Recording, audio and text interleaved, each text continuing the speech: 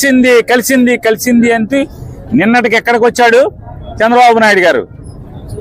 ఆ మలినమైన ఆవు నెయ్యిని వాడారు, కానీ ఎక్కడ వాడారో తెలియదు. 70 ఏళ్ళు వచ్చి బతుకు మనకు అవసరమా చంద్రబాబు నాయుడు గారు?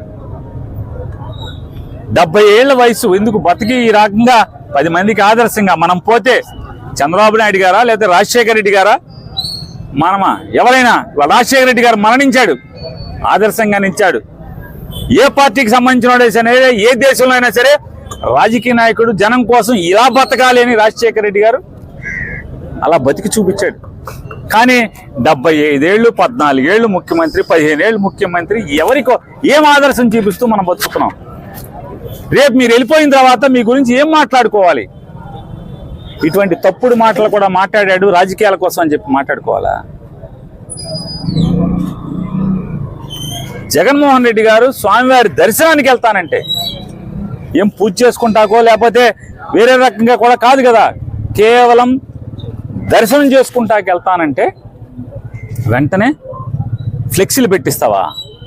తిరుమలలో ఎప్పుడన్నా నువ్వు అక్కడే పుట్టానంటున్నావు కదా, ఎప్పుడన్నా తిరుమలలో అన్యమతస్తులు డిక్లరేషన్ ఇవ్వండి అని చెప్పని ఎప్పుడన్నా బోర్డు కడతాం చూసారా?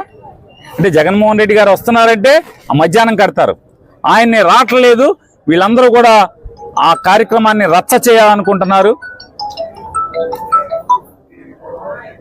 హిందువుల ముసుగులో రాజకీయాల కోసం బతికేటువంటి కొంతమంది కాషాయ బట్టలు వేసుకుని నోరు కాషాయ నాలుకలు వేసుకుని తిరిగేటువంటి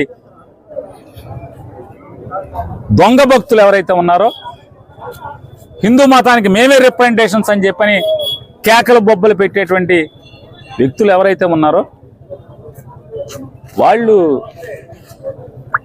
పోగేసి వాళ్ళని జగన్మోహన్ రెడ్డి గారి ఇంటి మీదకి పోలీసుల రక్షణతో కాషాయ రంగు గేట్లకు పిలిపిస్తావు.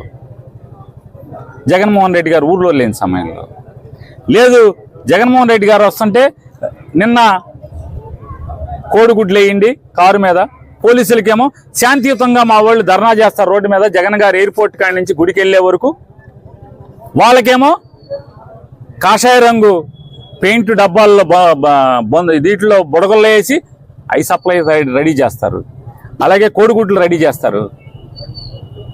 రెడీ చేసి అవమానించి ఆ వీడియోలన్నీ కూడా మీ తప్పుడు మనుషులతో ఇవన్నీ చేయించి అక్కడ అల్లరి అలజడి సృష్టించాలి.